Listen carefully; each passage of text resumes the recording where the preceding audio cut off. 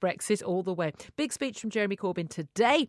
We know after that meeting at Chequers end of last week with the Prime Minister that she's going to be making a big speech this Friday laying out the government's Brexit position, and we're hoping for some clarity. But is it really going to be clarity from either side? Because Jeremy Corbyn may perhaps actually be not pleasing either side of his party, whether the true Remainers or the true Brexiteers. And there are still a few Brexiteers in the Parliamentary Party. Large number of Labour voters also are Labour voters.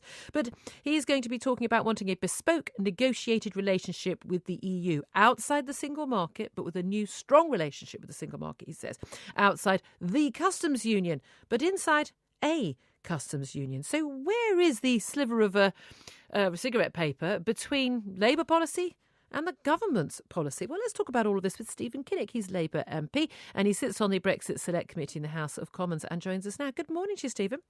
Hello, good morning. Hello. Now, you were a Remain campaigner. Yes.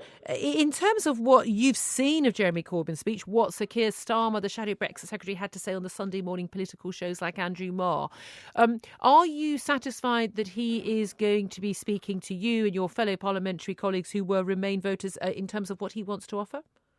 Yeah, I think it's a big step in the right direction. The country is really going through the process of a reality check about what it really means to trade with the European Union on the right terms, on frictionless terms.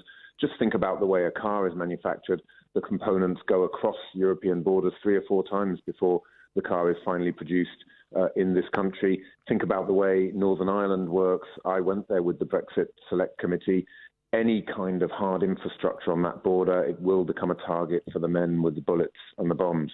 So I think we're going through that reality check, new facts coming to light all the time. And also because we've got an utterly inept and incompetent government that have failed to set out a clear negotiating position, that creates a vacuum. And I think it's right that Parliament, the opposition and indeed Conservative MPs who are ready to act in a sensible and pragmatic way, we come together and take matters into our own hands, because if we leave it to the government, we will be diving off the cliff edge with a blindfold on. Well, I mean, I totally agree with you that we've had an incompetent government that's failed to set out a clear policy, but it is bizarre that the same could be said about the Labour Party with Jeremy Corbyn, of course, a Eurosceptic leader of a parliamentary party that's largely Remain, but and a membership of his party that's largely Remain, and thought of him as the great, white hope for stopping Brexit, but standing on a manifesto for which huge numbers, two-thirds of Labour seats voted to leave in the EU referendum.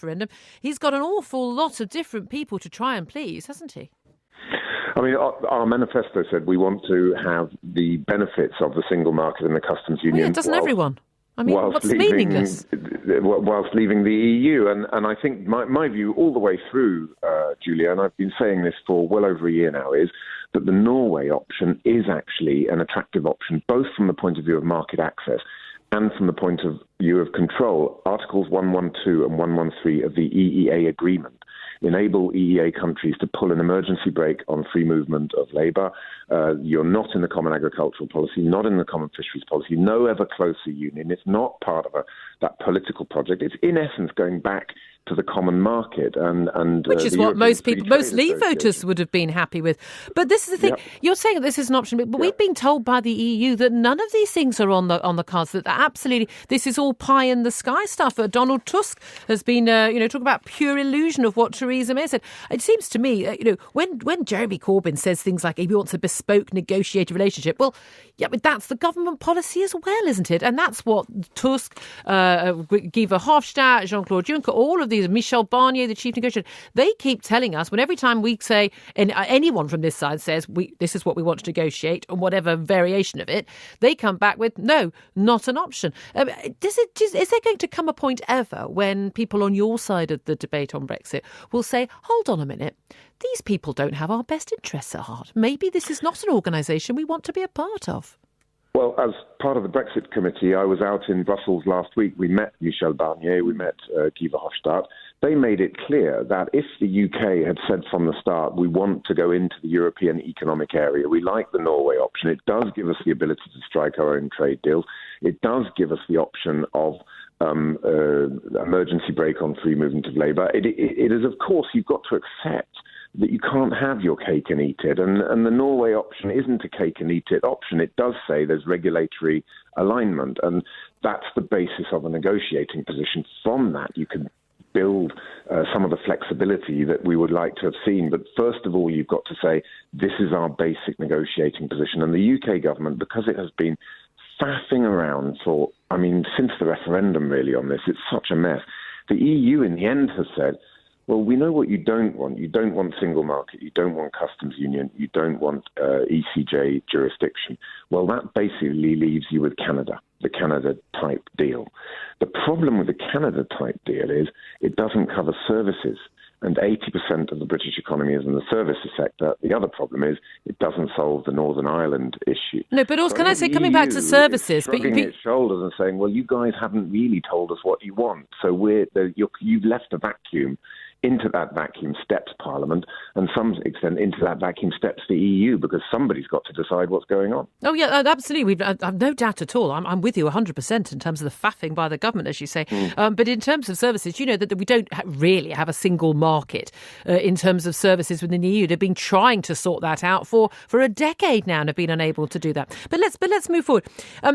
Given all the things that have happened so far, your best case scenario now would be that the government signs up to whatever we think Jeremy Corbyn is going to say. And again, as you and I will know, when party leaders have speeches that are briefed out in advance, often there are slightly different things that are said on the day than what the briefing has said in different briefings to different newspapers and the like. Depending on what's said by Jeremy Corbyn today and what's said by Theresa May on Friday, it may well be the case that actually there's quite a lot of alignment between the two leaders. In which case, could we then put aside all this second referendum nonsense and move forward in a spirit of national unity to come together to negotiate a good Brexit for Britain? Would that not be the best solution, as opposed to battles on the backbenches in the Tory party and in the Labour Party, calls for second referendums and undermining? Would that not be the best option?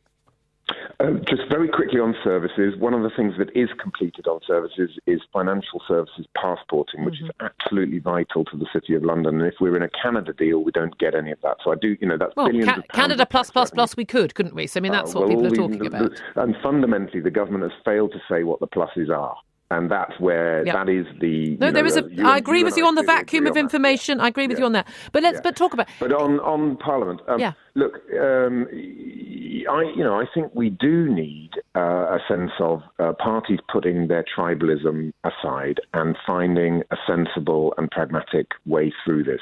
And if Theresa May hadn't, from the outset, stated these red lines of out of the single market, out of the customs union, without a definition of what she wants. It's fine to say you want to come out of these things, okay, but where's the blueprint for where you want to go? And in the absence of that, I think we do now have to come together as the Parliamentary Labour Party, and I think there's a minimum of 30 Tory MPs who are with us on this, to just get to free the Prime Minister from the kidnapping of the hard right ultra-Brexiteers in her party, the European Research Group and others, who have somehow managed to hijack her and hijack the entire agenda of Brexit and the entire agenda of the Conservative Party. And I think there's a number of Conservative MPs now who have had enough. I think that letter that the European Research Group sent to the Prime Minister last week was a big mistake. That pushed them over. Okay, but here's the options for you. Yeah. Say that the Tory Remainers, the Anna Soubry and the like, that they join forces with you, Chukra Munna, others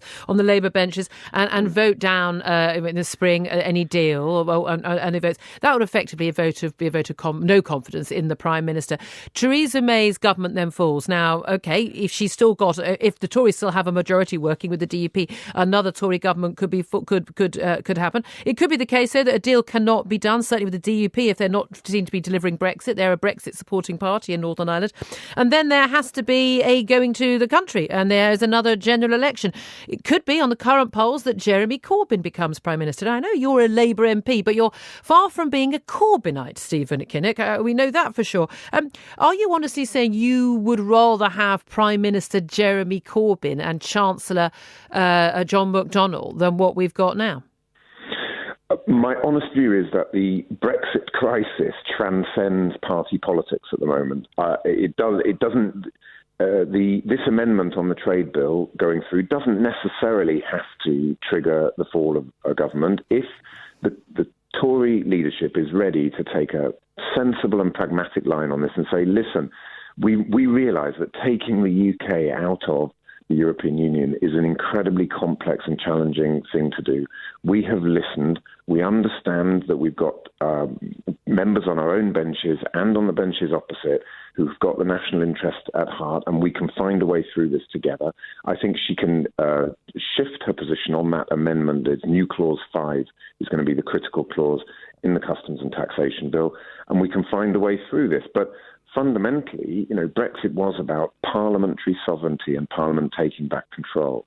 And she has to be as good as her word on that and say, I've listened to Parliament and this is the way that we're going to go. And I think that if we do that, we find a way through. But if not, then if we do have to end up with another general election, then that's where we have to be.